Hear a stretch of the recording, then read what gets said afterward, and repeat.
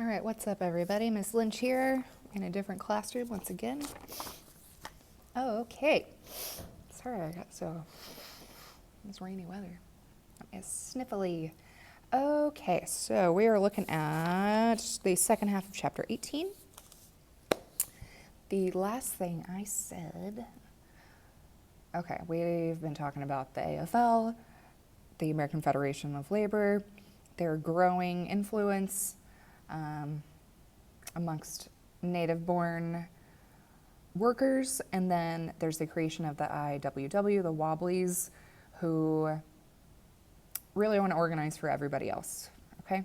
All of our other workers. So that's kind of where I left off. And yeah, the right to strike and the right to free speech become our significant issues of the progressive era, which leads us into where we will begin. Alrighty, so I'm looking at the new feminism. All right. Feminism entered the political vocabulary during this time as part of all of this organization that's just going on everywhere. Think about in the first half of this chapter, it was talking about women entering the workforce and this idea of the new woman. So feminism is part of that, this new womanhood. Feminist attack on traditional roles of sexual behavior added a new dimension to the discussion of personal freedom, which before the personal freedom had really come down to women being able to work, being able to keep their own wages, stuff like that. But sexuality also enters the conversation during this time. More so, in a later chapter, so really whenever we get into the 20s, but the new sexuality comes about now. Okay, so issues of intimate personal relations previously were confined to private discussion, and these start popping up in women's magazines. So that's that defining of sexuality. All right, women demanded greater liberty, free sexual expression, and reproductive choice as critical definitions of emancipation. And this leads to the birth control movement. And by birth control, I just mean the concept of controlling one's births, okay? We'll talk about contraception later on. Well, at this point, prophylactics exist.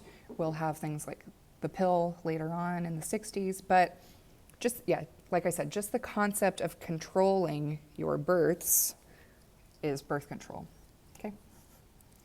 Okay, I actually took out some stuff about Margaret Sanger because we were learning that some of her viewpoints were problematic, but she started Planned Parenthood, which is still an organization in existence today, and people like Margaret Sanger, Emma Goldman were really pushing for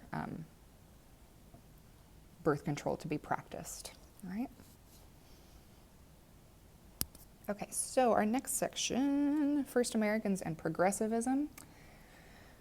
Alrighty, we are in 1911 still, and the Society of American Indians was founded as a reform organization that was independent of Caucasian control. So we have to think about all of our federal agencies, the Bureau of Indian Affairs. Okay, this was in response to that. Here's an image. As you can see, this is Carlos Montezuma, became an outspoken critic and demanded that all First Americans be granted full citizenship, which we talked about before won't happen until the 20s. And yeah, like I said, the Bureau of Indian Affairs, highly problematic, and so this organization during this time called for the abolition of it. Alrighty. So, progressivism, that's what we've been talking about. This becomes an international movement as cities throughout the world experienced similar social strains from rapid industrialization and urban growth. So everything we've been talking about in this chapter, or even prior to this, but all of these things putting pressure on our cities, but so this happens internationally, all right? Progressives sought to reinvigorate the idea of an activist, socially conscious government, which throughout the Gilded Age, and we were talking about the corruption that was built during that time. People kind of get to the end of their rope about this, and so that's how progressivism becomes the retaliation of that. Okay, so state and local governments enacted most of the era's reform measures. So rather than at a national level, which, still happens today. Alrighty, and our state and local governments went on to establish public control of gas and waterworks. They improved public transportation, built schools, and parks also, so public gathering spaces. This was done via taxation. Okay, so going back to, women's organization during this time, women were influential in raising awareness about the plight of poor immigrant communities and child labor. Started off talking about child labor in this chapter. Think of Lewis Hine and his photography, but this was a big problem everywhere. Trying to decide when this would be right at the same point in time, but in Oklahoma, Kate Barnard, who was one of the first women elected to a federal position, or first woman in Oklahoma to be elected at the state level, and then one of the first women at the federal level. But so Kate Barnard, she became, her title was the Commissioner of Charitable, oh my God, I'm losing it. But anyway, charitable events and child labor reform, but just in a different title. So even here, that was being addressed. So Kate Barnard, she was really responsible for some of the first legislation that was passed protecting children who were out there in the workforce. But anyway, so that's just happening everywhere, even in Oklahoma. And there are women like Jane Addams, who established Hull House in Chicago. Don't know if anybody's ever been there to visit. It is a museum on the University of Chicago's campus. But anyway, so Jane Addams established Hull House in Chicago in 1889, which was a settlement house for those who needed assistance. This went on to produce many female reformers come out of Hull House.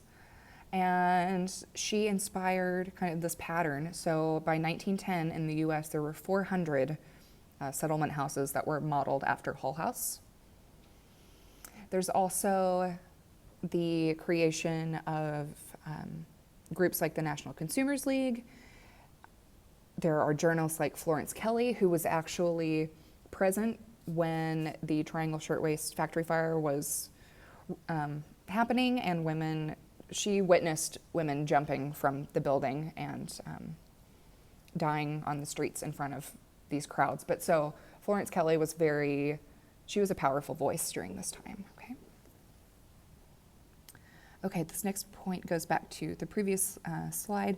But so kindergartens were built. There's a push for expanding education during this time. Like I said before, parks are being built, so playgrounds are part of that. Employment bureaus are being established, health clinics, which goes back to Planned Parenthood, okay? And looking back at our temperance movement and everybody who was involved in that, there is a lot of education for victims of domestic violence during this time. Information about how they can gain legal protection, ways to better their situation. Even, I won't get into divorce because that's, my area, but educating women on ways that they can legally separate their marriages during this time. But so education and social justice is really at the core of progressivism, which is what I've just been saying. this whole time, so I'll just say it again. Okay.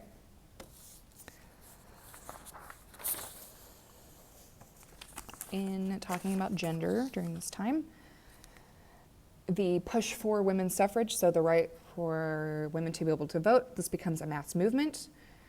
There's NASA that comes about, so the National American Women's Suffrage Association, and it grew from 13,000 members to 2 million members between 1893 and 1917. All right, so by 1900, over half of the states allowed women to vote in local elections that dealt with school stuff, okay? Women are raising children, therefore they're connected in that sense. Okay, Wyoming, Colorado, Idaho, and Utah were the first states to grant full suffrage to women, and they could vote in any election, not just school stuff, not education issues. All right, between 1910 and 1914, 7 more states were added. Illinois is the first state east of the Mississippi. That's in 1913. Okay, and new suffrage campaigns incorporated advertising to our consumer society. So going back to the image of the Statue of Liberty, all right, Lady Liberty becomes the icon of the suffrage movement, all right, and that it wasn't super revolutionary. It was already going off of what all of these other advertising campaigns were already doing, okay? But anyway, let me see. Oh yeah, our new suffrage campaign. So yeah, they start having parades. There's billboards, electric signs, because there's now electricity, buttons. So yeah, and badges. So badges and buttons, that's synonymous, but that's okay. And there is a shift to gaining a national constitutional amendment giving women the vote, because they were able to realize that all of the stuff that's going on at our state and local levels, that's great, but there needs to be a larger conversation. So it needs to be taken to this national level. Okay, this next picture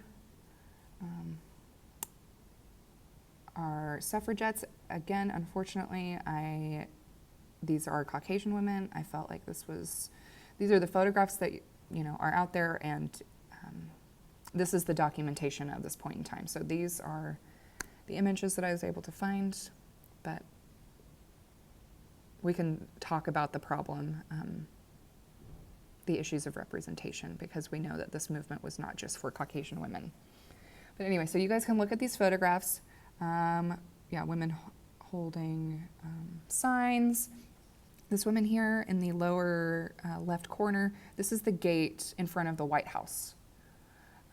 If you guys have ever seen Iron-Jawed Angels, it was an HBO film that came out in 2004 with Hilary Swank and Angelica Houston, Patrick Dempsey, but it's about this wave of the suffrage movement and really the radicalization that occurred during this time. And the women like this that picketed in front of the White House, they were, spat on, arrested.